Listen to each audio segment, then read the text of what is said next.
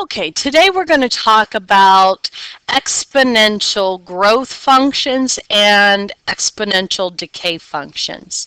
An exponential function of the form y equals abx, where a does not equal 0, b is greater than 0, and b does not equal 1. Exponential functions are nonlinear functions. So, let's go ahead and let's take a look at it. This is asking us to write a function rule for this problem. So the first thing I'm going to do with this is I'm going to look at what do I have to do to get from 2 to 4. I'm going to times by 2. From 4 to 8 times by 2. 8 to 16 times by 2. 16 to 32 times by 2. And the difference in my x values is increasing by 1. Okay, so if I have that, then I can say b equals 2. All right, I'm looking at this formula right here. So now I want to go ahead and write out this formula. Y equals a b to the x. So let's go ahead and do this. If we know b is 2, I'm going to go ahead and take this x value of 0 and substitute it in, and also substitute in my y value in order to figure out what a is. So I'm going to say y, which is 8, equals a, we don't know what that is, times b, which we said was 2, to the 0 power. So we know 2 to the 0 power is going to be 1, so 8 is what a equals. So we can go ahead and say that our function rule is y equals 8 times 2 to the x power. All right, so using that, go ahead and try number 2 on your own. Okay, I'm going to move on, pause if you need to. And so it says graph the exponential function. All right, so I'm going to go ahead and substitute values in for x, okay?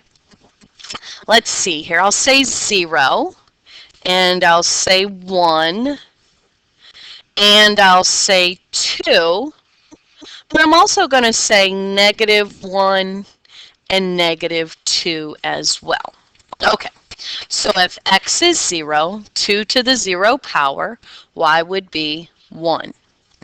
2 to the first power, that would be y equaling 2. 2 to the second power, y would be 4. Now, 2 to the negative first power, y would be 0.5, all right? Remember, 2 to the negative first is the same as saying 1 over 2, which is 0.5. 2 to the negative second power would be, let's say, 2 to the negative second power, which equals 1 over 2 squared, which is 1/4. So that's going to be 0.25. So if I graph this, I have stay at 0 up to 1, over 1 up to 2, over 2 up to 4, back 1 up to 5, and back 2 up 1/4. And so I have my exponential function. Okay, go ahead, using that knowledge, go ahead and do number 4 on your own using y equals 3 to the x. All right, moving on. It says graph the function and compare each with the graph of y equals 2 to the x.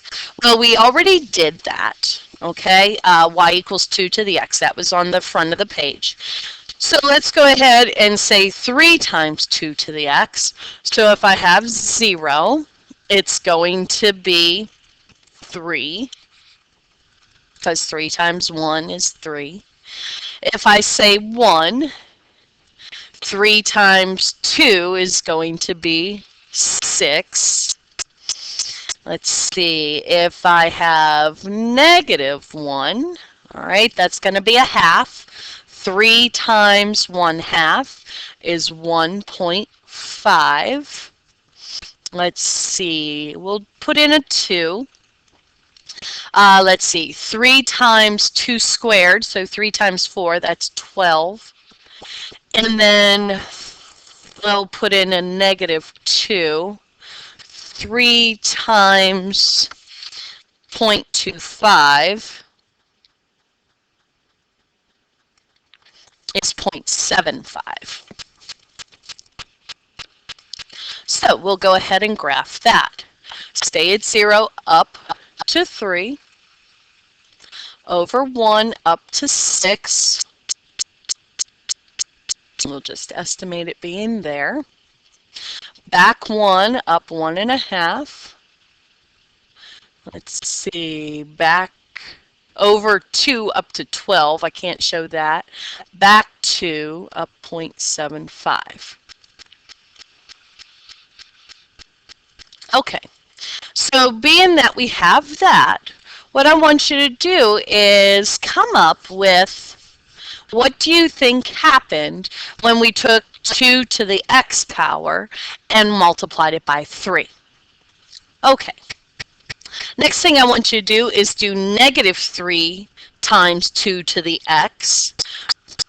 Fill out your table, graph it, and tell me what happened there. Okay, moving on. Now we want to go ahead and talk about growth rate. Okay, well, first of all, the graph of exponential growth. Tell me what happens as you look at it from left to right. And what we want to look at is our graphs that we have here. Our graphs that we have here. What happens to this graph as we look at it going left to right? Okay, that is a perfect graph of exponential growth. And tell me what happens. Okay, we'll talk about that in class. Now, y equals a times the quantity 1 plus r to the t power, where a is the initial amount, r is the growth rate, 1 plus r is the growth, and t is time.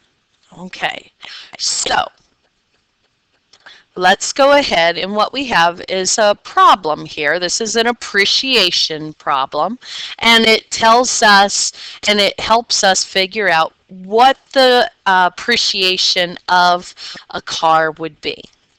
Okay, so it says in 1953, a Hudson Hornet convertible sold the car at auction. The owner bought it in 1984 when its value was $11,000. Okay, that looks pretty important.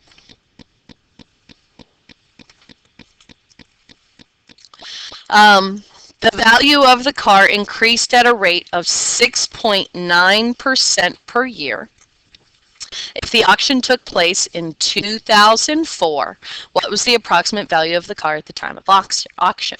So, A is the initial amount, so we're going to say 11,000 times 1 plus the growth rate. The growth rate has to be in the form of a decimal. All right, so it's going to be 1 plus 0.069. And t is time, so from 84 to 2004, I believe that would be 20 years.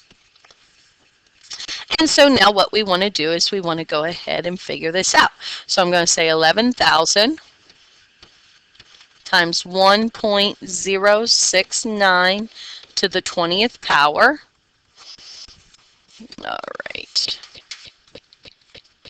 Now I've got to get my calculator. 1.069 to the 20th. All right, and I'm going to go ahead and multiply that to 11,000. And I end up getting an answer of 41,777.92. Because we're dealing with money, I need to round that decimal up. Okay, next. That was growth. Now what we're talking about is decay. Okay, one was growth, one was decay. So once again, we want to go ahead and figure out what our function rule is. If I'm going from 1/9 to 1/3, I'm multiplying by 3. From 1/3 to 1, multiplying by 3. From 1 to 3, again, multiplying by 3. So B equals 3. My difference here is 1 again. So now I can say y equals a b to the x. I believe this rule up here is written incorrectly. B has to be greater than 0 and b cannot equal 1. Okay. And so I'm going to say, let's see, substitute in when x is 0, 1/3 equals a times 3 to the 0. So 1/3 equals a. So our rule is y equals 1/3 times 3 to the x. Go ahead and figure out your rule for number 2, please. Now, let's go ahead and graph. Now, I'm going to go ahead and take 1/2 x. And if x is 0, y is going to be 1. If x is 1, y is 0.5. If x is 2, y is going to be 0.25. If x is -1, y is 2. If x is -2, y is 4. Okay. So, see how these rules for the exponents are really coming in hand when we're dealing with exponential growth. That's why we had to learn those. Stay at 0 up to 1, over 1 up 0.5, over 2 up 0.25, back 1 up 2, back 2, up to 1, 2, 3, 4. Okay, so what I did is I substituted these x values in to this equation and figured out that this was our model of exponential growth. Okay, so you go ahead and do 1/3 on your own. All right, moving on. So next it says go ahead and compare when we say 3 times 1/2 x. All right, so let's see here. If x is 0, y is 3. All right. If x is 1, y is 1.5. If x is 2, y is 0.75. If x is -1, that would be y is 6. And x is -2, that would be y is 12. All right. So 0 to 3, 1 to 1.5, 2 to 0.75, back 1 up to 6, 1, 2, 3, 4, 5, 6, can't show the -2. Here we go. Okay, you go ahead and do number 13. Now, the graph of exponential decay. What happens to our graph if it goes from left to right now? All right. Now, depreciation model. This is essentially the same as what we just talked about. The only difference is instead of saying 1 plus r, it's 1 minus r. That's our difference. So I'd like you to go ahead and do example number 5 on your own as well. And then finally, we have some identifying growth or decay. What I'd like you to do is to go ahead and model these and determine whether or not, and you can most certainly do it on your graphing calculator, determine whether or not these are showing growth or decay. Thank you.